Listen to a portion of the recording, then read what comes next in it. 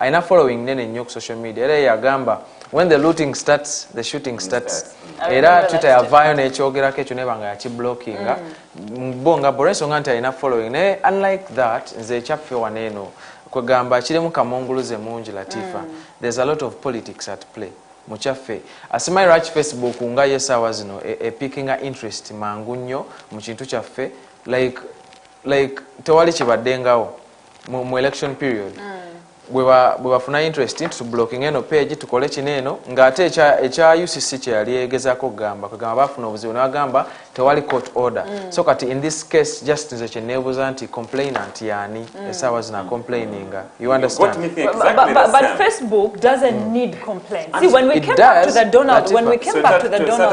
Donald Trump process there are two things that happen. Wogenda ku Facebook and there's an account that you feel like is bullying you report it. Now, if that account is reported more than 3 times, Facebook has the right to block that account. However, what we've seen is that Omani, an account like Ashbag Kato, that's an example for me. When the chaos was happening and people were being shut down, 54 people died. You remember the comment that Ashbag Kato made? For me, I think what Facebook does or did or is starting to do, because back then, people were asking for Facebook, Twitter, and Instagram to shut down Donald Trump's account. Nebagamba Nedda, we can't do it, and we are not going to do it. And they took long until the final straw that broke the camel's back when Donald Trump was telling people to drink, how do they call it, sanitizers, and it would help them heal COVID-19. For them, that was it. And they decided from then on, we're going to be blocking accounts. So it's not really about reporting, it's about me being on every time and cyberbullying people. And we've seen different accounts that have been blocked on that particular issue of cyberbullying. So Latifa nze ndowooza to comparing Donald Trump ne Ashbag Kato it is unfair, you understand. Oli president wa ggwanga kiringa singa abadde nti Yoweri Museveni bablock his account ye? Is it no, they did. No. It is not part of it. So Ashbag Kato simanyi following ngeza ogana ku Facebook naye following jaina naye si kiwa nti nno yeri awo oyinza okukakanya omuntu ate sinalabayo kintu kiri awo nti nno kyavuddeyo ne kibanga kikola ki nga kirabika nti oba kiri dangerous kusinga aba bloggers bangi tubamanyi Chris bavaayo abamu Tariki abadde zze nga akyogera waneeno bavaayo before nga ne information tena fuluma fete tunagifulumya tebanakikakasa ng'omuntu avuddeyo ng'agambye omuntu bamusse ono bamukoze bwe mutu. I think that is very dangerous n'okusinga abagenda n'atypinga n'agamba kineeno kwegamba sinaba kufunayo jagala omuntu abeeko kya textinga anything that is dangerous okuvamu abo abantu bwe ba like officials simanyi kintu kikyayinza tweetinga kiri dangerous oba Facebook tujimanyi kubeerako buli muntu kuliko ba masquerade bangi all along nesiulangayo omuntu nti bamublock is Latifa. But they can't block you. Okay, not you. Giving you as an example is not right because he's on media, so he's a bit popular. But I'm looking at someone who is just a Latifa Hamid in Arua, and I post something. Okay, my following is not that big.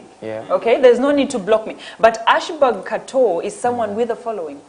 Full Figures is someone with a following. It's like Bobby Wine going to Facebook and posting something. The world will go crazy. Uganda will go crazy because he has a following.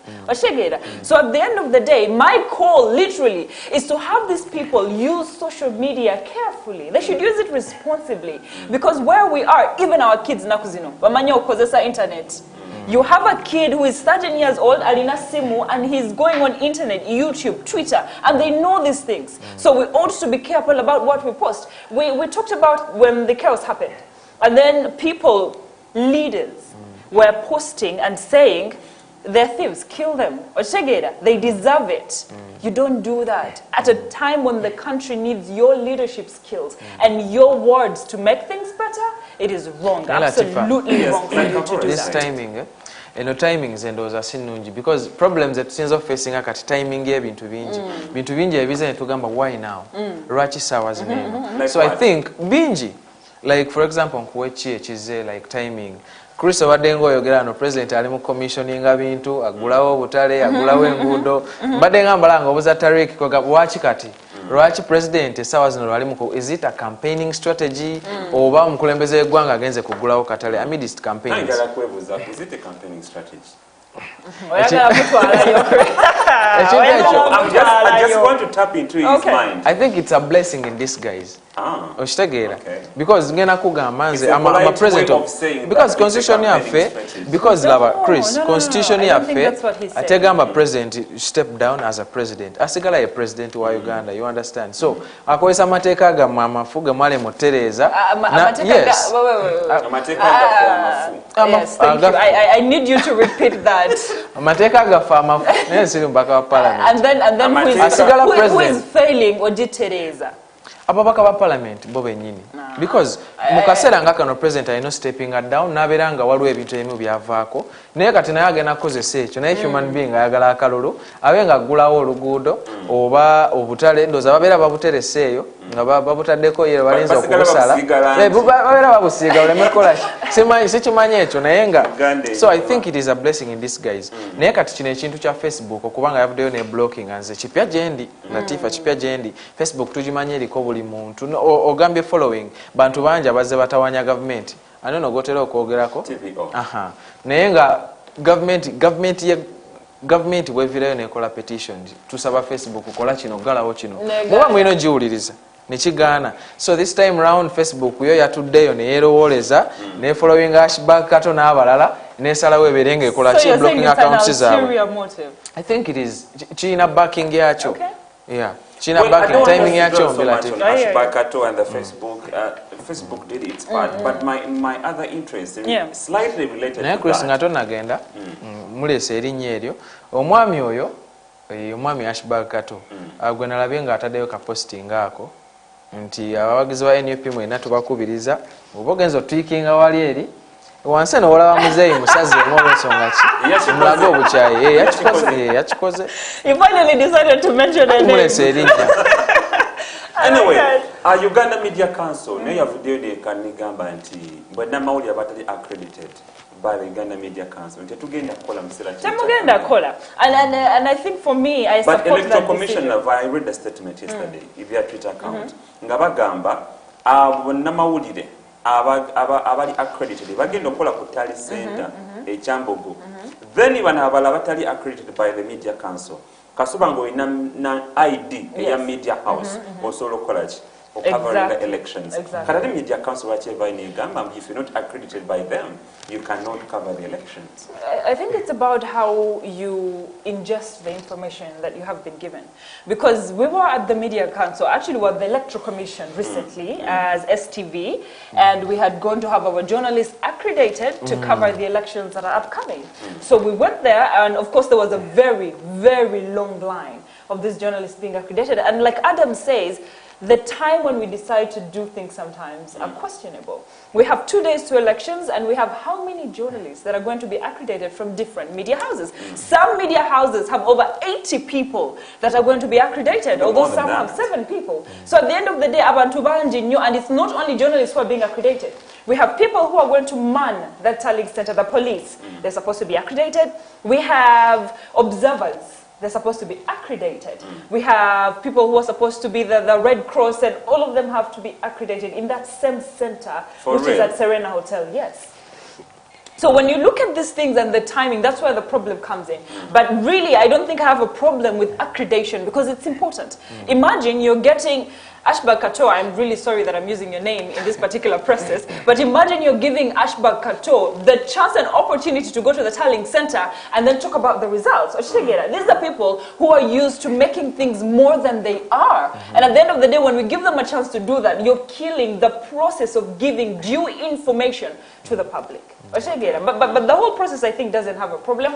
And for them to say that the rest can cover within town and only those accredited will go to the tallying center, I think it's a good call. Adam, what do you think? I think, Zera, I'm going to stick to my point. Timing ebintu bino, kwegamba naturally feel, I don't know, we Ugandans naturally tetuli prepared. Tetubera nko prepared for anything. Ebintu bitugwira bugwizi simanyi lwaki tubera busy nga tukola ebirala, so tubera just surprised. Kati saawa zino eno bannamawulire bangi Latifa nga bw'ogambye, people are embarrassed, abantu abasaba bino abasaba biri, nawulira basaba ne ssente. Really? I don't know. No, yeah, naturally, Chris. The money. Sent it from where? Is a media council. Now it is 200. Oh, media council. Even before that, Baba you pay to have registration with media council, but this is different 200 because media houses were not asked for money to register for this particular election. Names were taken, but media houses did not pay money. Plus, when you have that media council, you're supposed to test for COVID-19.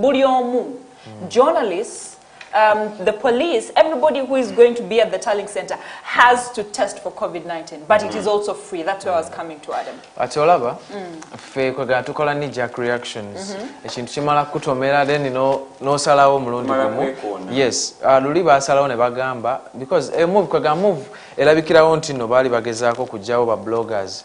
Kwegamba it's in black and white nga Chris watero gamba abesimu bave olw'ensonga information Latifa exposes abantu eyise ku simu mpitirivu twalaba tugenda discussing ebyamagye twalaba omusajja nga JM Mundu agenda kuba abantu most of them abasirikale nga balwana bya simu so esimu zino zikwata ebintu ebiri crucial ate ffe bannamawulire atubeera kwegamba tuyina code of conduct waliwo ekintu kyokwata n'ogamba for the good of my country I'm not going to expose this so kati kwegamba kitulekaawo nga tuli mu imbalance buli ggulu yali ofuna lifulumye oba sooka oleete eno baedita bayitemu bagambe ku lw'eggwanga lyange kino tekisobola kukola ki tekisobola yitawo ku mpewo so I think kyebagezaako okulwanisa naye timing gye bakikoleramu has a problem. Banamole chino bango already chiri established of course banji mu field between aba masqueraders banji nga se banamawulire oli akera nakwata camera wa mukubi wa bifananyi na jam press conference you understand so necho techina kubeerawo mu election period sawa zino Latifa well in regards to that someone Chris this case is in court and the lawyers behind this have an argument saying that Uganda Media Council is a body under NIJU, the National Institute of Journalism in Uganda, which doesn't exist anymore. And that is their argument, saying that Uganda Media Council, eriwo mu bumenyi bw'amateeka. Era they're giving an example nti kiringa parliament bolaba nti eyina wabita bata mu Luganda kangambe nga kosase obukiiko so kosase kakiiko ka parliament ko tekasobola kubeerawo singa parliament teriiwo so neno Uganda Media Council kakiiko under a body that doesn't exist. So there are lots of by the way, naturally the konga bagamba Uganda Media Council eyo erina congratulating aba editors abasunsuzi nga Latifa abagamba kino tekiyitewo banedda so eyo body nti nayo eri dysfunctional tekyaliwo so kaga waliwo some kind of controversy naye ekyo kiri mu court tetusobola tukidiscussinga naye yo Media Council weeri eri standing ya government so kati tumanyi Chris ogenda kwewandiisa oba nedda. I think for now I have no option but late. Rather right? Even after elections I'll have to be accredited. I submitted my documents. You think we're gonna file after elections? They will. Because remember the accreditations at time is before elections. Yes. The people who are accredited in our media house were accredited way before elections, beginning of this year. So I think it's going to matter. However, ladies and gentlemen, we'll leave this discussion in your hands for you to decide whether it is right for Uganda Media Center to make such decisions and for Electoral Commission to make such last-minute arrangements. Now let's go to the next story. And our next story is quite sad. And this happened just yesterday, January 11th, where Lance Corporal, they call them Corporal Dennis Awilo, shot dead 2 LDUs. He also shot dead 1 civilian, a mother of a 10-month-old baby, and a police constable. And that happened in Wakiso district. Now, when we look at the various issues that have happened and the various cases of UPDF shooting people dead, this is not the only one. On March 9th, 2013, we had Patrick Okot Odoch, who was a private in the Uganda People's Defense Force, and he shot and killed 9 people in a bar. And he fled, and while he was fleeing, he killed another person, the 10th one. And this one was sentenced to 90 years in prison. In January 8th, 2021, we had John Tumushabe, a UPDF soldier as well, who shot and killed 3 people who were on a motorcycle when he was attempting to stop them in Zombo district. And they died. 2 of them died. January 5th, 2021, we have another UP, very long time in training. But then we also have the LDUs who have had a very short time in training. Now, both of these people are holding guns. How secure are Ugandans during these elections? Adam? Nze ndowooza kyakweraliikirira nnyo Latifa because essaawa zino ke kaseera bwe tugenda olabira nga buli musirikale abawanvu abampi bateevuunya nga munyera ku street z'e Kampala twabamanyiiza amaaso tubalaba abamu tubeera nabo so nze ndowooza kizibu nnyo okwewala okubanga tutagenda kukubibwa Chris olw'ensonga bwe twakola ensobi nti amagye gabeera mu bantu most of the times amagye gabeera nnyo simanyi lwaki ti newankubadde magye g'abantu nga tumanyi UPDF Uganda People's Defence Forces oba galina beera mu bantu naye bye bye bituukawo ndowooza nabo balina issues nga bo balina psychological issues so kwegamba kyakwenyamiza mu kaseera kano twalaba ekyatuukawo like November 18th last year abantu almost 50 and above abaafa in just 2 days. Yes. Naye nga kwegamba explanation eriwo stray bullets ate kino abasinga abakubibwa amasasi stray bullets era muze yavaayo n'abuuza stray bullet yali eragawa bagenda ogikola in the first place nga stray bullet wa gyegenda you understand abamu babakwata ku butambi nga oli akuba direct bwati omulala kwegamba simanyi oba training tebabasomesa because Latifa ekintu kyokugamba nti esasi likube mu bbanga it is something kyosobola oyigirawo swiftly kintu kyangu kyakuyiga naye oli bw'abanga asobola osonga essasi n'alikuba omuntu kyenyamiza nnyo walaba aba LD baba withdrawing nga bagenda mu maaso n'okutta abantu bangi walaba yali ehoyima oli yakuba omukazi ng'ali ku bodaboda n'omusajja bakwasa COVID-19 walaba abantu abaafa ebiseera ebyo nga cases z'abantu abafudde zigenza zisinga n'aba COVID-19 you understand nga bangi abafudde amasasi naye COVID-19 naye tusinga amaanyi ne yeeyongera ab'emmundu naye bange batadde wali kwegamba kyabweraliikirivu ate naddala nga bwe twogedde olunaku lwaliro twogera nnyo ku timing tugenda mu election so abantu eyo twabaddeyo naye nga bali so worried bagamba bwe kiba nga kino kisobodde okubeerawo because abo abantu babadde batambula nga bw'omanyi essaazo ne kristo tubasanze ku makya batambula bayitamu so kwetuyita tebamanyi ki kyamuviideko kubanga yakubye banne Latifa nga bwatunyonyodde ebbombo oli yavaayo n'agenda mu bbaala n'akuba banne 10 baali eyo nga bali mu kunywa mwenge n'ow'ebbaala n'atambula n'agenda bangi ne mu balaks eyo beekuba amasasi ne bakola ki so tetumanyi buzibu obwo naye nga ndowooza amagye beetaaga training etali physical babatwala nnyo ne bakugamba babatolinga nnyo ekintu ekiri physical kukuba mundu kubeera nga osobola okubeera mu weather eri harsh mu ntalo bishi and all that naye mentally nze ndowooza balina okukola ku kintu ekyo. Very true. Chris? Well, first and foremost, I condemn what happened and I sympathize with the families of those that lost their dear ones. Ebikolwa ng'ebyo tebirina kubeerawo in a country like this and a situation like this nga tubuze just ennaku ntono nnyo tube nga tugenda mu kulonda kyeyongera okuteeka entiisa mu mitima gy'abantu and I think it is a time that security agencies should come out and address the real issue of gun violence. And what is the real issue behind gun violence though? That's why we are demanding for the gun violence, okay? Like you mentioned them, the previous incidences that happened. Yes. I think it's high time they came out and addressed it. We don't want to see, or we can't afford to see more people dying in their hands, okay?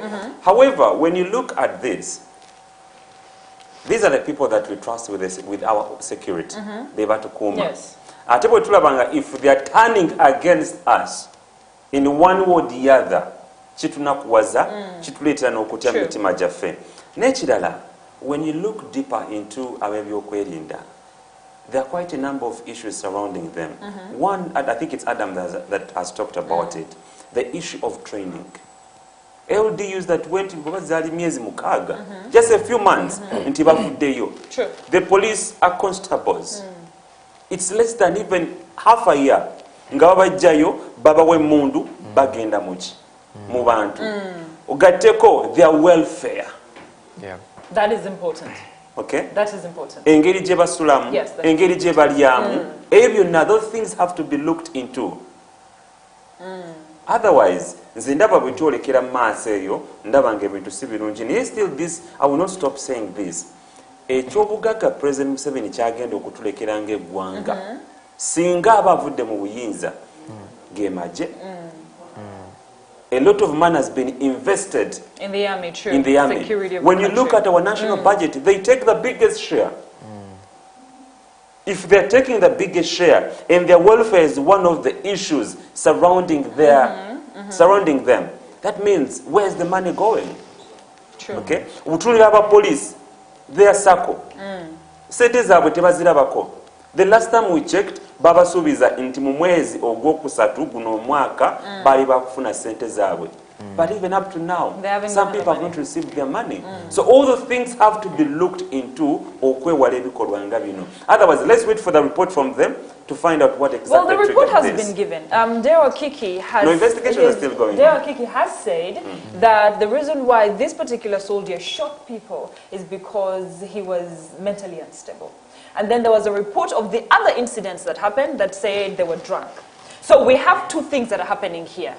Drunk and mental disability. You know why I close my eyes? And when it comes back to the book, Chris, I think Adam's suggestion makes a lot of sense. What we are missing in Uganda, not only in the army, is a sound mental health strategy for the country. I remember when COVID-19 started, and our question was, what is the government's plan to deal with the psychological effects of COVID-19? People were committing suicide due to COVID-19. So what are the psychological plan, the health plan that the government has, mental health plan that the government has for our country? And this is where we go back to the UPDF. Because without mental strengthening of these people, it's not easy. You're going to war and you're killing someone. Adam, we all know how it's not easy to shoot someone and kill someone, whether they're an enemy or not. We've seen people who have come back from wars, but their mental stability is not okay. Betaga rehabilitation, and we don't have that. And if we do, it's at a very small level. And we ought to do that as a country to help these people. I mean, even their training is hard, very, very hard. And if you don't help someone like that deal with the psychological effects of the training and going to war, this is what we'll be dealing with. My question was, and I demand to be answered by whoever is concerned, how long does it take to detect one of your own that had some mental ailments? Mental disability starts I know you can't speak for them. It starts from anxiety, it starts from stress, and it starts from the little things. Adam could be seated here, but he has so many things on his head, and we wouldn't know when he's going to commit suicide. You never know when someone is going to go crazy. We have problems. No, but it's true. You don't understand. That's not going to happen. Anyway, so those things are there, and at the end of the day, Adam, Chris, you don't know when someone is going to have a mental breakdown. You cannot tell. No, but according to what the kind of training they go through, I think they're able to detect that this person that we are deploying has a psychological. We Africans kwegamba abazungu engeri gye batulekamu oba ndowooza ebizibu ebisinga ffe abaze babyereetera we learn the hardest way. Ffe mu Africa mental illnesses kwegamba is nothing. Abantu babeerawo nga balalu naye nga tetumanyi nti balalu. Okitegeera Chris, obwo si bulwadde tosobola kukeera nkya n'ogamba muntu nti simanyi olina stress, simanyi olina depression, naye owulira ennaku zino nga abantu babyogera. Stress natta bulwadde bwa ddala stress. Naye tera asobola lwala stress n'agenda mu ddwaliro. Okuggyako bano nga balatiifu abakolamu. Even talking to psychiatrists, right? Yes. People say you're crazy. It's even expensive, Why you are understand? Yeah. Tebabulaba nga bulwadde. Tebabulaba nga bulwadde. We Africans ebyo ebintu tebitukwata. Okitegeera. Stress, depression, ebyo bintu by'abazungu. Okujjako n'abantu baabo abalina ku ssente be basobola okugenda mu bintu ng'ebyo. Naye kati for a professional body nga UPDF, ndowooza baali badde nga bafuna obudde, cause omuntu ng'alina emmundu, mulimu amasasi, aba alina obulamu bwe bungalo ze. You understand, Chris? Bale badde nga babatwala, for example, after some time, naba nga babatwala ne babakebera, babateeka mu ssente nga bw'ogamba budget yaabwe nnene. Babere nga babatwala babakebera emitwe, babakebera embeera zaabwe, bingi ebibasumbwa Chris. Nabo bantu nga ffe balina families, balina okuweerera abaana, bingi ebibasumbwa, ssente bafuna ntono, so ebintu ebyo omuntu bimutabula. Olaba abantu abeera ku street n'oliyo n'omusanga ayogera yekka, atambula ayogera, kati tebezaamu aba alina emmundu. Abagenda kuba buli gwalaba, so kati abantu aba bakwata emmundu balina ofiibwako ennyo. Mu bazungu olaba Latifa, titugenda ngayo nenze ndaba nnyo firimu mu bazungu abantu ba security babatwala nga bantu kwegamba bali so important ne wano Uganda ekisooka abantu tebarespecting abantu abo tebabawa respect abantu balina engeri gye babalabamu nga bo abamagye abapolisi babalanga abantu kwegamba bafairinze ng'oggyeko nti right now abantu kati abali mu magye basomye Chris era abantu abasinga bagamba amagye gatuvire, but I don't think it's going to be easy because nabo bantu bagenze ku ssomero ne basoma nga bazze wano kati nga olala General Kaihura olunaku lwe bamusakinga ne basooka basoma profiling nga musajja yasoma basomyodde wano n'asomera wano alanga ebyawana abimazeeyo n'agendako ebweru, so basomye baali badde babawa respect. Abalala be barecruiting abantu nga bakulabye oliani bakebedde background ye erietya, how are you stability erietya babikola ne Chris, do they follow up after some time because it changes. They are capable of finding out into omuntu alina mental illness. Ante babifa Chris. That's why I said that because tuli mu panic mode sawazi recruitment process even nababikola they have to bakusaba ne gundo omuntu akweyimirira, okay, but they go deeper ne bakebera your background ne bakebera obwongo bw'omuntu Chris bicha bimusumbuwa bakufollowinga nga gwe personally ng'omuntu gwe because bayinza no babayita bamanyi badde bimusumbuwa babuuza omusajja yabadde kise tumanyi twamulabye akuba masasi waliwo omuntu asobola okufollowing ekintu ekyo that is ready imposing abagamba nti yabadde atamidde because there are two what reasons bagamba either had mental illnesses oba yabadde atamidde so bayinga kya mental illness naye Chris omuntu atamidde nakeera ku makya ne bagenda ku reconnaissance gye bakola nga atamidde nga alina immediate supervisor abantu abatambula n'abantu abasupervisinga kibeera kitanga kyayiseewo obuyisi bw'ekityo ekyo kiba kyakwenyamiza era kiba kiswaza ndowooza at least abafundako n'okubanga batulimbe kusinga otugamba nti omuntu yadde atamidde at least olimba eggwanga because that is unforgivable. Omuntu okubanga yatamidde nabanga yasse maama ow'emyezi alina omwana wa myezi 10 imagine alina n'omwana omulala mu mmotoka kwegawokedde ku makya oli mu mmotoka esasi nerikwata n'ofiirawo because someone else was drunk naye ani yabadde responsible for that, so ekyo kiri unforgivable. Well, the things that our country is going through as we're going through the elections is sad. I mean, we're not only thinking about election violence, which I hope won't be there, we are now thinking about other things like a trigger-hungry policeman. Now, let's move forward with the discussion that we have today as we take a break shortly. The people of Kisenyi landing site and surrounding areas, Guda landing site, Greenfields, Bugonga landing site and Chigungu landing site, and also Wagagi flower farm and Lido Beach, all in Wakiso, are blessed with food, or what we can call manna from God, when very, very many thousands of fish were the wave brought them to the shores, and some people were scared of touching or eating the fish, thinking it was poisoned. But we had a report from the Ministry of Agriculture and Animal Industry and Fisheries, who together with NEMA said that it was nothing to do with poisoning. They said the rising water levels might have suffocated the fish, and we know that when the water levels rise, there is weed. And what happens when weed is on water? It rots and it goes down. It forms algae. You know what algae is, right? There's this slimy green thing that is in the water. So they think that might have suffocated the water, or because the weather is changing, the winds might have changed, and that is so scientific that I don't even understand it. Below the water levels, there's a place where there's no oxygen. And that's why fish don't go so deep into the water, but surface. Because what happens, the wind changed that part that does not have oxygen down to the upper side. So scientific, I can't get it. But for me, it's a blessing in disguise, like Adam said. As long as they know it's not poisoned, that's a lot of food right there. However, it also brings us to a process of tulino kutyamu. Remember, fish is one of the biggest exports that Uganda has, and it contributes to our GDP a lot.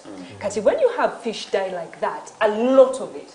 Now, what happens to a time when we need to go back fishing? Kubanga, the fish that died, they're big fish. They didn't turn up. Maybe my other question, according to your submission, is this Nile perch or tilapia? Nile perch. Nile perch. According to the story I read. Okay. It was Nile perch. Well. But my concern here is that with all the excuses that they've given about what happened, I want you to look at that picture. There is a cavera of milk Yeah? And there are so many other things that are there that we're not seeing. Poor waste management. Abantu bangi nnyo don't care about the water. Tusuula ebintu, kavera, bottles, but it's nice to throw something and see it splash on the water, but we don't know that we're destroying the life that lives in that water. Adam, everywhere. Bingi gwe oba wali ogenzeeko ku mwalo eyo Chris nga wali obaddeko ku mwalo abantu bakola ebintu bingi eyo ku mazzi naddala ku mbalamu okwo ate amazzi tumanyi nti kati gamanyi okujja ne gakola ki ne gabijjawo ne gabitwala muli mu mazzi so abantu kweganga bwe tumanyi nti eggwanga lyaffe ddyo nagambye Latifa tuyiga bwe tutyo that's how we learn tuyiga ekintu kimaze kujja tetulina pulaani wano mu Uganda naye nga bw'oyogedde bavuddeyo abakugu ne batunnyonnyola ekintu ekyo kyoyogeddeko algae mu Luganda bakiyita enkonge tubimanyi ebyo ebintu ebiri slippery oba wali ogenzeeko ku luzzi naddala amazzi kale amazzi ogatera oyita bikwatako so bagambye ebintu ebyo we biba bidecayinga they consume a lot of oxygen so wansi eyo ate Nile patch nga bwe tugimanyi eri so sensitive ku oxygen levels so kati zakendedde ate nekikola kityako gabanyonyodde ebintu bingi fe batunyonyodde science mungi kati oxygen aba nga akendedde that's why empuuta Nile patch yempuuta ndowooza ze zasinze okufa so kagamba kiraliikiriza naye Chris kikyabaddewo of course kyabaddewo kibanga bwekityo bwe kyabaddewo of course enkuba yatonya nnyingi mu gino emyezi naddala guno omwaka amazzi water levels ne zirisinga so naye how do we manage this like tulina ebitongole ebikola ku weather forecast kisobola olaba nti enkuba egenda tonya nnyingi they know these things abantu abo basoma Latifa bataddemu sente nnyingi ne basoma basasula sente nnyingi naye babeereyo nga bakola ki kati neema ebeereyo nga bagoba abantu mu ntobazi naye ekintu ng'ekyo kijja kira ne kituukawo nga tebamanyi for them what they are good about is explaining ekintu nga kizze bantu abo basoma ebitabo bajjayo ebitabo Latifa ne bakunnyonnyola oxygen levels 0.5 nabirabyekaawo 0.5 zibeera wansi kati nazirabye ne ŋŋamba 0.5 bwekendera bweti nayo paaki eba tekyakola ki oxygen then weed they have time to explain yeah those people have I think bali mu vacation okitega babeyo ne bagafire tulina mirimu gya kukola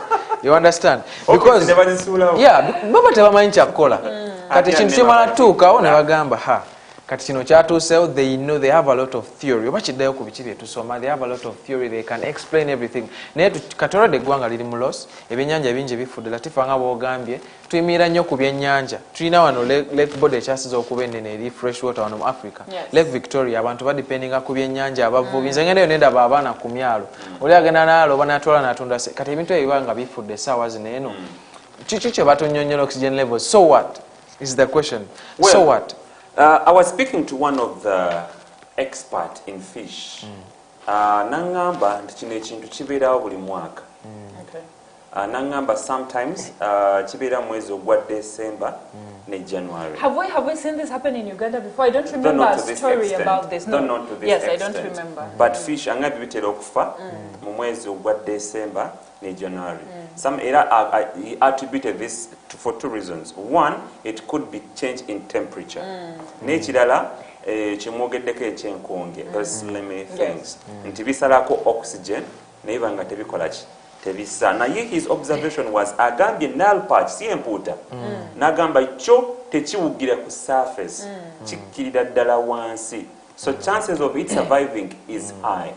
Oba chances of them surviving are very high. Nangamba, unlike for the tilapia, which is engege, which one was it? Which didn't die. So Nangamba, there could be two possibilities. Either ngabia food because oxygen levels are the wansi, or it was poisoning. So let's wait and see. Well, they've cleared poisoning out. Bagambia is not. They've ruled out poisoning. So they say it's not poisoning, and that's for me good news. The two of you said you want to do a follow-up report on the fish. If there's any extra, please carry back for me. I actually love fish. It's a very good source. I think you read the statement. Then they said down there that don't eat this fish. No, it's not poison. It's not poison, so it's for okay real. To eat the fish. For real. Now, there's information. Ladies and gentlemen, pardon me for saying this, but government needs to come out and clear this. There is a lot of propaganda that is circulating on social media. and nga Adam bw'ogambye nti abakulu bantu bavaayo kwogera and Ugandans are consuming this propaganda. Jembeera eyo abantu batuuka ne bambuuza, I think they trust me as a journalist. Of course. Ne bambuuza naye wamma ono blog ebintu byatugamba bituufu. Kuba I think a week ago waliwo blog omu yagava inayogera ku social media n'agamba mu nnaku ezitali zaawala nnyo ebyennyanja bigenda kufa naye temubirya. Chris, I'm telling the reality. In the studio. You get it, eh? N'agamba ebyennyanja mu Lake Victoria bigenda kufa. When did that information come Last to you? week. Before this story? Before the story. Okay. And some, you know, when I go to the gym, there are stories that some people ask me. They talked about this fish thing. And then I saw the fish die. They talked about the death of Chive Ginger, and then Chive Ginger died. They talked about... So, I think government should come out. There's a lot of propaganda that is circulating on social media, and people are consuming it. So, government should come out oftenly and inform the general public on the realities of the stories. Otherwise, mujabeera negundi bwebityo ninaffe tugezaako nga bannamawulire okulaba nga tuwulira ensi ekituufu. Naye kati Chris webanga nayo pakiri ebyafudde webanga poisoning those ebyennyanja ebisinga byalifudde okujjako nga oli akidesignize nga poison egenda kutta mpuuta zokka. So kirimu obuzibu naye bwebava ne bagamba nti oli yavuddeyo nakipredicting mpozi nga bamubidde ku bibuuzo beekugambye abasajja abaasoma bakimanyi for a time like this because kati enkuba ebadde etonya Chris njagala nkuzzeeyo ku bantu abo abavunaanyizibwa. Enkuba ebadde etonya babadde bagiraba nga etonya basoma ebitabo bava waneno ne basomera n'ebweru ne bamanya nti enkuba bw'etonya algae agenda kukula water hythen agenda kukula tilapia oxygen levels zisa oxygen level ntono naye what have they done before this okitegeera baleme kubeera nga abapoliisi n'abamagye ekintu bwe kimala okubaawo ne balyoka bazuukuka wala abasecurity abantu bebaze batta baleetawo cameras naye Chris cameras zikoze eki waneno mu Uganda. I'm sorry to divert you. Naye bazeeta for security purposes naye kwegamba zikola ebintu biwedde Chris omuntu amaze okufa nze omuntu aba bamuse tolina kyogenda kuŋŋamba tugenda noonyereza eyamuse so what omuntu amaze okugenda obulamu bumaze okugenda walaba ekyatuka waffe erungujja twagwamu enkyuka omukazi oyo bamutanaggirinya naye nga bwe kimu kyagenda mu maaso nga kamera ziraba omuntu n'ayitawo n'akola ki n'amutwala n'ama ne bamukomyewo nga kamera ziraba. Cameras are not there ku recordinga bintu biyiseewo. Okitegeera Chris, cameras ziriwo to prevent crime. Zinobeerako abantu ababeerawo to prevent at least okugezaako nti no to prevent ekino nga tekinnabaawo. So mu Uganda simala tekisobola kubeerawo kati abo abantu kagamba kimaze tuukawo ne basoma ne bagenda ne basoma nti now tilapia. Well, Adam, I want to record what you said. I think it's a tendency in Uganda, and not only in Uganda, but most of African countries that tumala kwekona netuyoka tujjukira okubuuka. And that gets us thinking, you know, abantu abira mu offices baba college. Well, ladies and gentlemen, the information is left on you. Our social media platforms are on right now. We have Facebook, we have Twitter, we have Instagram. Chat with us. Tell us what you think about the discussions that we're having right now. 26,600 square mile of the lake, the second largest freshwater lake in the world, Lake Victoria. Now we'll go for a break and we'll be back with more. Stay with us.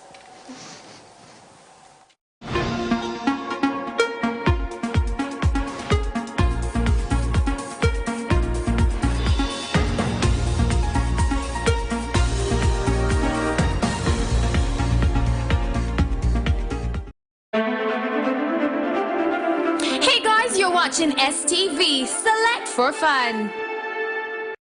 Get ready to vote.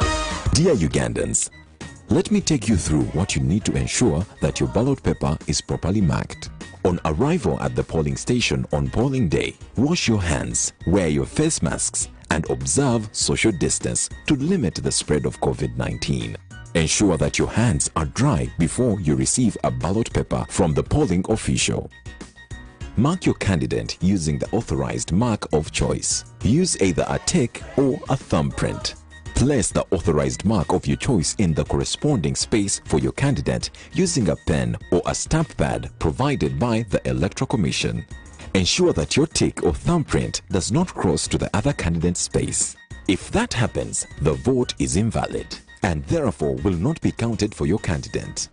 Do not use any other mark other than the tick or the thumbprint to vote for your candidate. If you do so, your vote will be invalid. This message is from the Electoral Commission.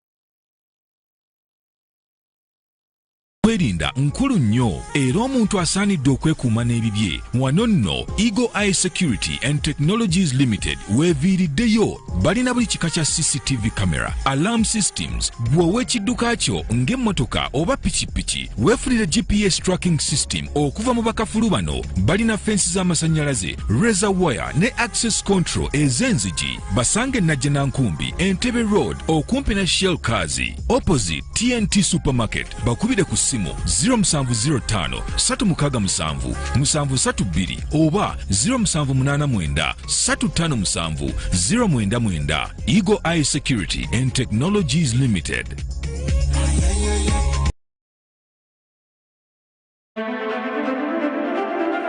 Hey guys, you're watching STV. Select for fun.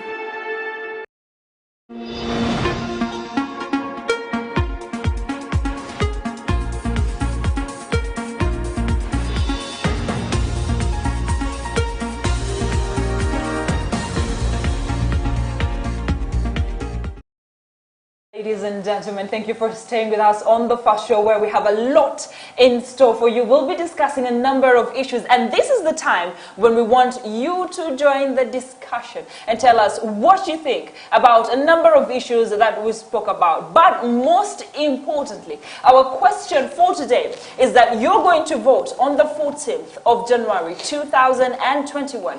But do you think that the qualifications for the members of parliament should be increased or decreased? Because we have seen the level of reasoning that we have in our parliamentary August House, and we've seen what these people bring to the table. Are they bringing enough? Do we have enough that we have received from them, or do we need enough? So the question of the day today is, should we reduce the qualification of the members of parliament? Adam, does it determine how much someone does or not? Latifa kyagezaako okugamba mwenna abatuuliriza tugenda kuba tukuba essimu mutuwe endowooza zammwe. Omubaka wa parliament alina okuba nga alina senior 6 certificate. Ddala kirina okwongezebwayo mu kaweefube okuba nga bongera ku mutindo gw'omuntu ogw'okuteesa mu parliament, oba kikendeezebwe nga n'owa senior 4 agenda oba tutwale ba degree. Kirabika kitya mu maaso go? So kyekibuzo kyetera obuuza ogenda banga otukubira essimu enamba zigenda kujja ku screen otubuulire tutwale ba degree 3 ba masters ba PhD ba doctor oba tutwale wa senior 4 oba P7 tumutwale mu parliament naye nga asobola okwogera, because bangi betulabyeko nga bantu basoma n'atuuka eyo ebintu ne bigaana. Awala ntubala nga tebasoma n'avaayo n'ayogera nnyo. Kati tumanyi parliament balina kwogera nnyo kulinnya ku mmeeza oba twetaaga abantu balina birowoozo. So kyekibuuzo ekyo Latifa kyabuuzizza naye ate nange n'akimbulizaamu. Is academic qualifications important as we go to Chris? Oba oyagala kirowooza mu Chris ayogeremu Chris basoma amatayi ga red. Bali mu suuti za blue. Basoma bali mu struggle. First and foremost, yala kwebaza abatulaba live on Facebook. Thank you so much for doing that. aba mukikoze mutyo okubanga mutwegaseyo ku Facebook. Thank you so much for doing that. Eyange Facebook ekyaganya okukola simanyi lwaki teriiko, but I will investigate and find out lwaki teriiko. Your question reminds me of the days no Parliament where bayongeza sente za nominations from how much? 3 million to 20 million. How much bayongeza was? Tezasigadde ku million za president. For president. 20 million for president. Yasigadde ku million. Ne waliwo ekibozibozi nga baagala okwongeza ne sente z'omubaka wa Parliament. Era nno ze kigendron erimu amadirisa, tulina constitution erimu enzigi, tulina constitution erimu tulina constitution etaliimu nzigi, tulina constitution etaliimu bumooli, tulina constitution etaliimu ki madirisa. Ebyo byonna bwe bibeerawo ne Parliament ate nga bibeerawo in their presence, ekitiibwa kyabwe kyayonooneka nti even anyone, maybe the executive, can use it to attain their own interest. So ekitiibwa kya Parliament kyayonooneka. Bw'otuuka n'olaba abantu abadebating, nze ndowooza Parliament eyasinga okudebatinga nnyo yali ya Parliament ey'omukaaga, ey'omusanvu n'ey'omunaana. Ne Parliament ze ziddako ey'omwenda, ey'ekkumi, katunulire egenda okuddako. Tulabye nnyo nti abantu abavudde mu art bajoyininze nnyo politics and they've ended up into the August House. And you've seen that kind of debate they have brought on table. Somehow we have had members of Parliament ng'ageze mu Parliament naye ekisanja ne kiggwako ng'alabiseeko emirundi egyo. Either nga balina biru gye bayise, etteeka lye bayisaamu, oba nga waliwo ekintu ekirala kyonna ekibeetakisa bonna okubeera oba okulonda. Tujjukira mu togikwatako. Almost Parliament yajjula. Naye bw'odda mu bintu ebirala okuteesa ebintu ebirala bitwala abantu, ebitwala eggwanga mu maaso, tebabeerayo. Babeera mu zi vacation, babeera mu zi hotels. So ne weebuuza ddala kiki ekyabatwalayo. I think ekyokwongeza qualifications, to me I think it may make a little bit of more sense. Well, our numbers are 0709990099. Well, I disagree with you. Wait, numbers there too. 0709990099. And numbers are and numbers are 0 musanvu 0 mwenda lindako 0 mwenda munana mwenda 0 0 mwenda. Call us on our numbers and let us have this conversation of whether you think that the qualifications for these members of Parliament make sense or we should reduce or increase their qualifications. But some Christians see, when you have omuntu wa wansi alumirirwa omuntu wa wansi omulala. Latifa alumirirwa omuntu wa wansi yange. Nze ndi muntu wa wansi. Che qualifying okubanga oli muntu wa wansi. Ndi muntu wa wansi. Chefula omuntu wa wansi. Omuntu wa wansi is, let me give an example of a youth. Okay? A youth who is not from a very rich, extremely rich background. A youth. I'm saying let's give an example of a youth. That is what I'm saying. I just decided to pick a category. But if you're not from an extremely rich background, you haven't been fed with a silver spoon, and you know what hustling is. So that means mu Uganda fena tuli bantu ba wansi. Waliwo ebyana. There are those that were born with a silver spoon in your mouth. There are people in our country who are born with silver spoons in their mouths, and they don't know the definition of tulina abaana e Uganda nga omubuuza amatoke gavaawa agamba motoka ya dadi. Be batono abo Chris, that is a 0.some%. Ugandans are very poor. Do you know that the gap between the rich and the poor in our country, Uganda, is actually bigger than what you think? Gap is over nene. Fine, gap nene. Gap eriwa masekati ga 1 ne 10 is big. But do you know? But then how greater is why? 1? Do you know how the gap is big and why the gap is big? We have people who cannot even afford 1 million a day. We have people who cannot afford. We have people that are working for investors are earning less than $1. $1 3,600. Investors tuje investors. Tamala. People don't want to listen to the truth. The qualifications of our members of Parliament.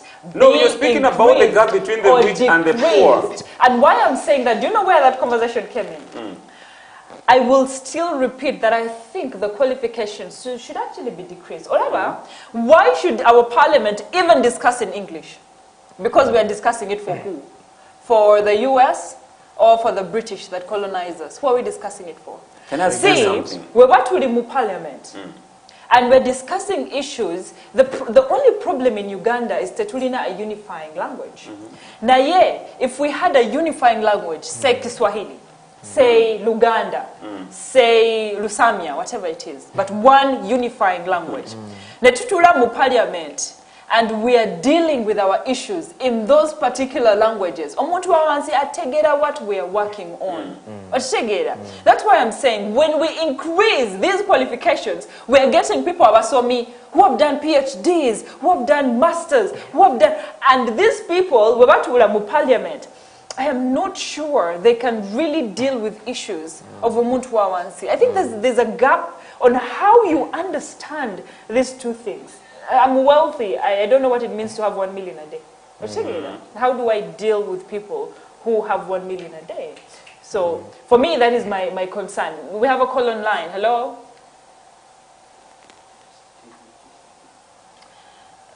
We can't hear you. All you need to do is speak louder. You're live on STV.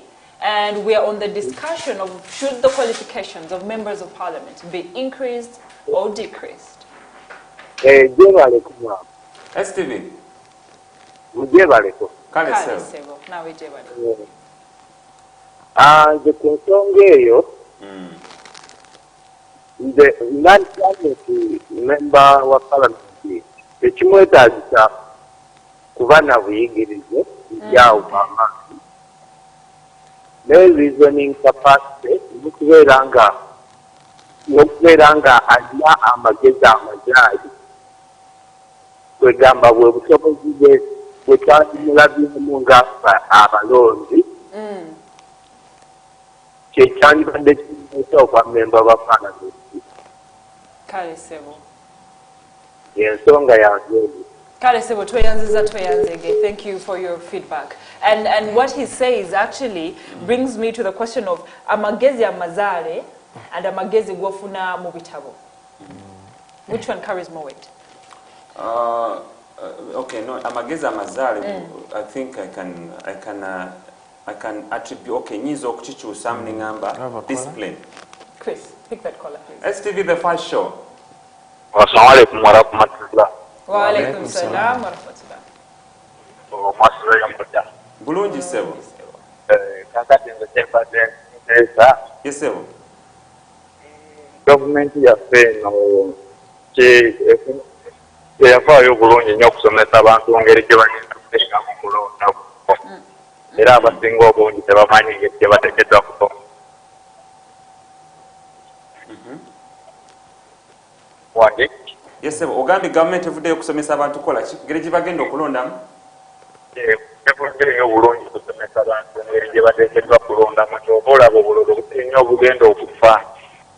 Ekibuuzo kiri nti Esebo. olowooza qualifications z'omubaka wa parliament zongezebwemuko oba tongere okuzissaamu?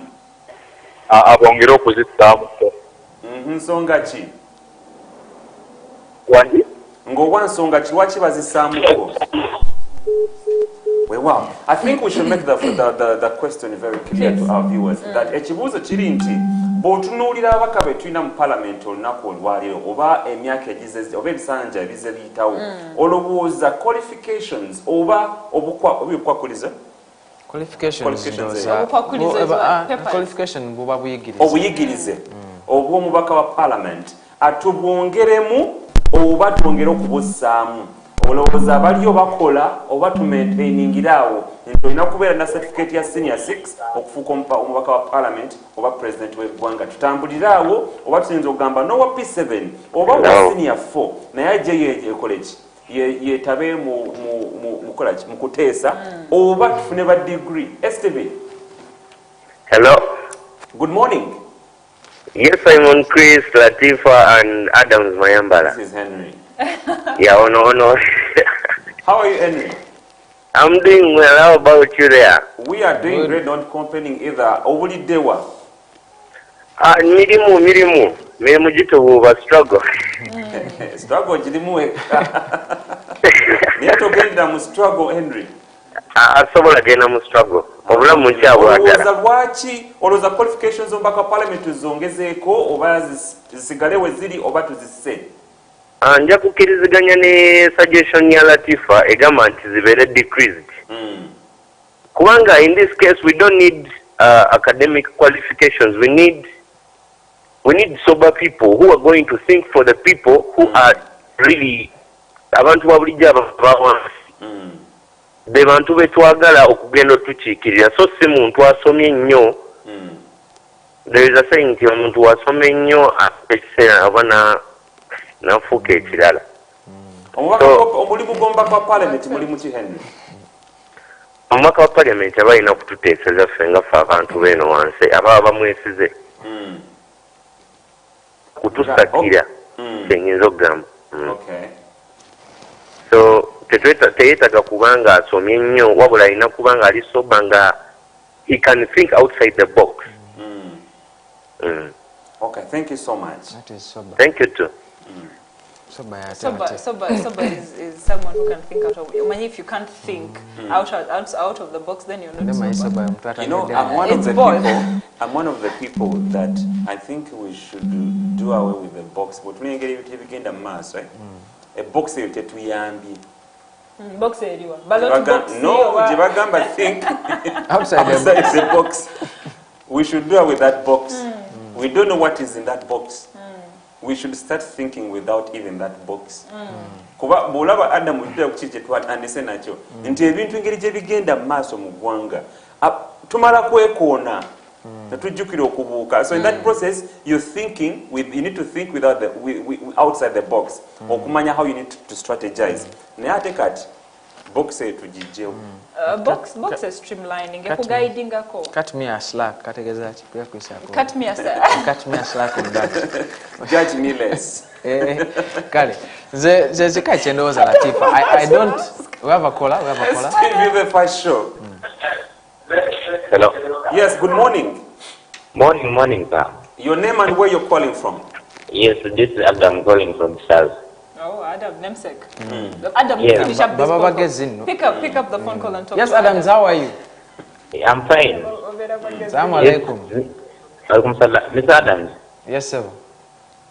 What I think is that some people to be an MP doesn't need to first be qualified much. Because abantu abakusindika bye babeetaaga bolowooza ennyo ng'omala kukebera mu kitabo kireeta decision okubeera nga zidelayinga. That is one. Ekirala okulisa eyingi gwe wasoma ng'okulira bakutwala nga tebaasoma. Majority of them. Even the president needs just to be a leader, not someone who is so much qualified. Then there was no system again as a president. That's the solution. Okay. Adams, Adam Yagambye, Noah P7 can apply for presidency. Man, the presidency post is tricky. To get up for members of parliament. Now, when you took up presidency, it's tricky. How is it tricky, truthfully, whatever, once you become a president, you're supposed to be omukungu in certain things. And omukungu is not omukungu, it's omukungu is being that kind of omukungu cha Christmas. What is omukungu? Is a respect. But dignitaries, those people are very tips. So it's omukungu. Yeah. Okay. So you need omukungu in certain things. Things like military operations. Whether you studied them before you become a president or not, by the time you become a president, I'm not going to cut you a slack. You should know what to do. There are things like international relations. That's where I was there going. Are things like Latifa, being a president in Africa, conflict resolution, being a president in which Africa is important, doesn't need that. Conflict resolution is being needed. A president in Africa, kastoigo kube mondu. Latifa. No, Latifa. No, I'm telling you, Latifa. Most of the people abafuga Africa, they are generals. Abasinga bantu bamaje. Era nabo professionality bagifuna bali ku mulimu. Zendoza president mpazi je bujja master tufuna nko president kujja kompoze waliwo general titokero luto abasoma abasajja. Naye abasinga babadde Idi Amin yafuga gwanga. And Idi Amin was want to ask you about missing. They said they missed about a very sensitive thing, a conflict resolution. And I think we are deviating from the reality as Africans. That in fact, okusomesa abaana baffe ebintu nga agriculture, ebintu nga innovations, katusoma conflict resolution. Conflict resolution is important. Now, when you're giving me examples of things children ought not to study, give me, let's say, the history of Europeans. Of course, we're not too independent, but at the end of the day, I was thinking, because I was going through the African history and the war on NRM and the war on the West Nile Bank frontier fighters. Why didn't I study this in my history? I don't even understand. Network, 1996? Network singanyo kusoma European history. But there are two histories. There's African history and European history, and you choose which one you want to study. A better choice. And most of us picked European history. I don't know if it was easy. Next to go to Inawa, Kabaka, Simanya, Kabakaba, Gundi, Aveno, but it is connected to the European statue. Kuanga watu gamba how they colonized, there was one and then the African kings. What history was that? History, European history. Ofuna European history, then nogatako African nationalism and all that. Ne European history, chizibo banga tukola.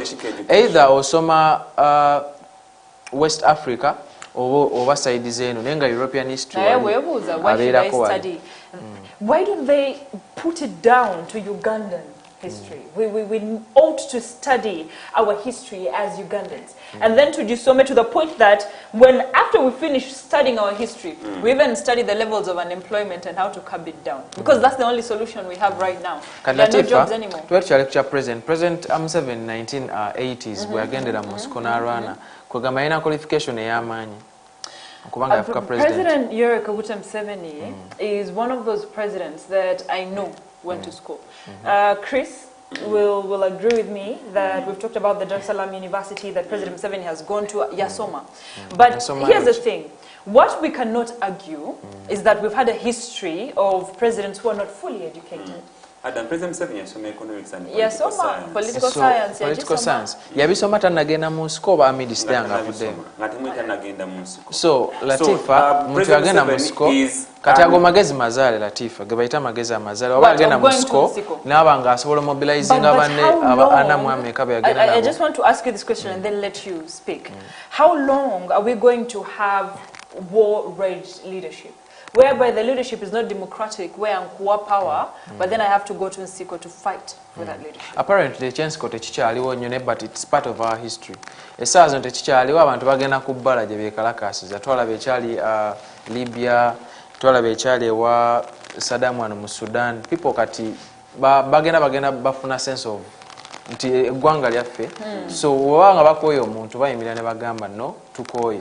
Naye ebyensiko sikyakiwulira nnyo ekyensiko nti abantu bagenze mu nsiko, but back then ng'olina kugenda mu nsiko nene saawa zino tetukyalina nsiko. No, when I say nsiko, I'm not meaning the bush war. What do you mean? I'm meaning getting someone out of power by the use of guns, by the use of force, by the use of, can we have a democratic way of changing power? I think I can talk about it in a sense that there is a lack of democracy or definition of democracy in Africa. Nti bolaba abantu bonna, most of the revolutionarists, abazenga bafugako different African countries. Bolaba nzijja bajjamu, and the same people that tend to stay in power. Naye omukulu Garanga, and I'm pretty sure was an OB of General Kaguta Museveni ku Dar es Salaam University. Yavale n'agamba nti naye Bobanga, you're one of us that are leading this continent, Mother Africa. Yabuze chibuzo ngagamba nti there is a book of good things and a book of bad things. When you leave, what book are people going to read? The book of good things or the book of bad things? Yayageza kukulabula awo bonna banne beyajja nabo mu buyinza naye nga tebagala kukola kutabuyinza. Why am I saying this? There is never, in some countries, never peaceful transfer of power, and it is evident enough nti buli lwakuba akalulu, most of the African countries akalulu, it's never free and fair. Always babeera bakoze bakadde kiva ntera okuwa examples nti alliance from Africa ezifuna ne handshakes nti badde competition ne Adams oba ne Latifa nti bankubya akalulu ne tufuna handshakes tugamba it was a fair competition. That's what I wanted to say. It's not only Africa. Now, don't say Africa. Awembadde nzija nti buli omukulembeze lwagezaako okwagala okulwa mu buyinza ebintu ng'ebikola bituuka nga tebyewalibwa n'example eri recent ya Donald Trump nti Donald Trump bamukubya akalulu tayagala kukkiriza akyagala okusigala mu office, so in the process 4 people had to lose lives. We have a caller. STV. Hello STV. Nobody namerewa. Hello nobody namere. STV. Yes, nobody namere. As the number, I don't know whether the number is on the screen. It is 070999900. Yes, you can call us on that line. Ekibuuzo kiri nti olowooza waka parliament zongezebwemu zisigalenga bwe ziri oba zike wansi. What is your take on that? Waliwo ekintu kirala kye nasomako nga bagamba nti it is one of the African writers ng'agamba nti nobody if you can only be successful if your predecessor or your successor is successful. Hello. Yes, please. Mbalamukiriza. Kale sebo amanya n'egyokubidde. Nobody wane namere. Yes, please. Endowooza yeriki? Endowooza yange bw'ossa obuyigirize bw'omuntu nga tosizza lulimi kyo kirina obuzibu bwakyo.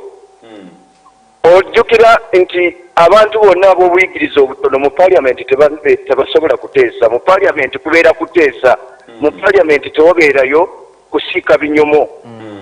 Juzi nali mpuliriza omuwanjuzi awo omu bagenda ne bamukyaza n'agamba nti bwe yagenda mu siiye abasajja nga Kankyama omugenzi Kankyama Mayanja ne omugenzi wa Pakabulo be baateesanga ng'olulimi tebalutegeera nga bo basirise busirisi.